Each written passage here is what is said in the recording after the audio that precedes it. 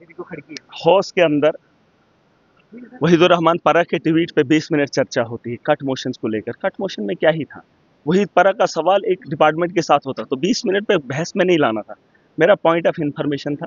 कल मैं जब यहाँ से वापस जा रहा था 1:30 बजे के बाद, तो बाहर मुझे लड़कों ने घेर लिया और वो मेरे पाँव पे गिर पड़े और उनकी आंखों से आंसू निकल रहे थे। उन पर लाठियां बरसाई गई थी। माह रमजान का महीना था। उन्हें एक उम्मीद है कि उन्होंने एक सरकार को चुना है और ये वो सरकार थी जहां पे मैं बात करना चाहता था, लेकिन यहाँ पे ट्वीट की बात हो रही थी जिस पे मैं शर्मिंदा था कि 20 मिनट हाउस इस ट्वीट के लिए नहीं है। पॉइंट ऑफ इंफॉर्मेशन मैंने रखा है। मैंने बात रखी है जिन नौजवानों को लूटा गया है, जिनके विश्वास को, जिनकी जिंदगी को तबाह कर किया गया है, वो कोई एक रेडी वाला नहीं है, वो कोई आम आदमी नहीं है, वो कोई ठेकेदार नहीं, वो कोई क्रशर वाला नहीं है, बल्कि इस ऐवान के बाहर जो इस सिस्टम को चलाने वाला एक ब्यूरोक्रेट है, जिन्होंने उन लोगों के साथ जुल्म किया है, उनकी नौकरियों के साथ खिलवाड़ किया है। एक ही परिवार के 7-7 लोगों को नौकरियां दी है, जिसे आप फायर एंड इमरजेंसी के नाम से जानते हैं। जानते हैं आप? जानते हैं? ये वही लोग हैं जो जिन्हें आप ब्यूरोक्रेट कहते हैं। उसी ब्यूरोक्रेट के रिलेटेड मैंने एक बात रखी।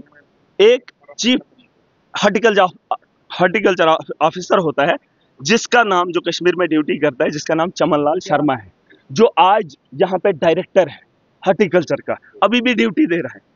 एसीबी ने उसके खिलाफ कार्रवाई करती है। 2021 से लेकर 2024 तक वेरिफिकेशन करती है। कब से लेकर?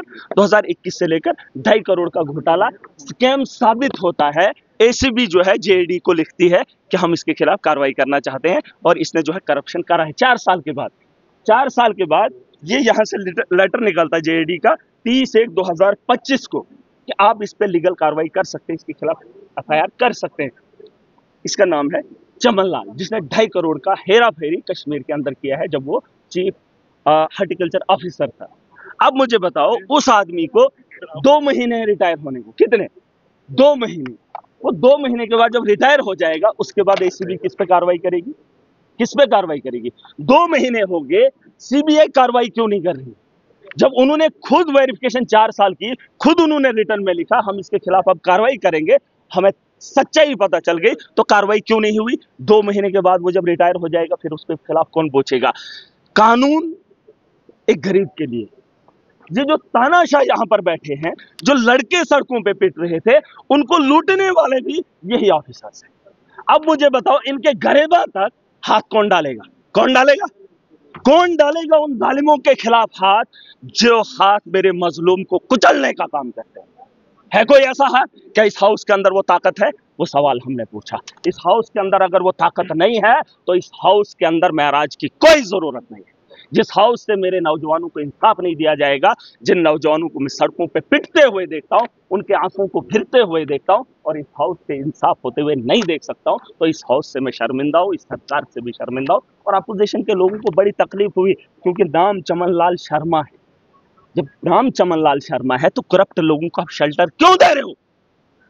किसी को इजाजत नहीं है। ये हाउस जितना इनका, उससे ज्यादा मेरा है, और मैं चुन कर आया हूं। मैं भाजपा को चेतावनी दे रहा हूं, जहां पर वो अपना अधिकार न समझे, अपने बाप की जागीर से न समझे, और महराज पे ये उंगली उठाएं कि मुझे बोलने का अधिकार नहीं है। ट्वीट पे 20 मिनट बहस होगी, इनकी बातों पे चर्चा दिन भर होगी, लेकिन एक नौजवान की पिटाई हो रही है, नौजवानों के रोजगार के बारे में बात करने के लिए कोई तैयार नहीं है। तो महराज, हम बेसब्री से इनका तमाशा देखेगा इस हाउस के अंदर?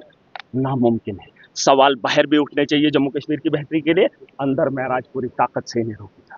जब जब बेहुदा सवाल उठेंगे, महराज इन्हें रोकने का काम करेगा। मैंने स्पीकर साहब को कहा, ट्वीट पे कट मोशन पे क्या सवाल है? क्या इन्होंने कोई अफलातून का सवाल लाया होगा? अरे कट मोशन में भाजपा तो चीख ही रही है। 10 साल से बीजेपी और पीडीपी ने मिलकर लूटा।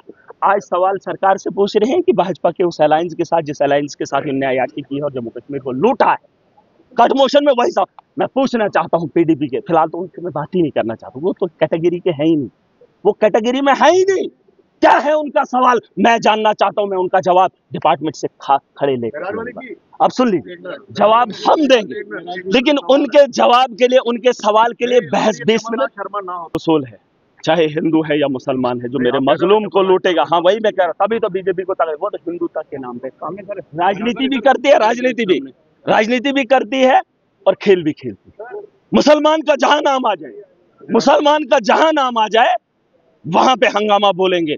लेकिन लूटने वाला जब लाठियां हिंदू पे पड़ती है तब ये नहीं बोलेंगे, तब ये नहीं बोलेंगे। जब नौजवान नशा लेता है, जिस नशा को इन्होंने बेचा है, तब इनको फिक्र नहीं है। पूछो शराब की दुकानें बंद करेंगे ना, हमें नहीं करनी, क्योंकि हिंदू तो पीता है, वो तो त्योहार में भी पीता, वो तो शादी में भी पीता, उसे तो लत लगाई है, उसे छुड़वाना नहीं चाहते, ये तो शौक रखते हैं। भाई पॉलिटिशियन का धर्म नहीं है, पहली मेरी बात सुन ली। पॉलिटिशियन का कोई धर्म नहीं है, चाहे वो मैं हूं या वो है, न है न होगा न होना चाहिए। लेकिन ये जो राजनीति है, इससे तो राजनीति सिखाई है। अब कानून देखिए, फैक्ट्स हैं, कुछ भी है वो देखेंगे। मैं आवाम की लड़ाई ऐवान में लड़ूंगा और मेरा केस आवाम लड़ेगी। देखिए, कुछ काम जो काम हमारा है वो हम करेंगे, और जो काम जनता का है वो जनता करे। अगर केस हमारे खिलाफ है वो हमारा केस आवाम लड़े, मैं जनता का केस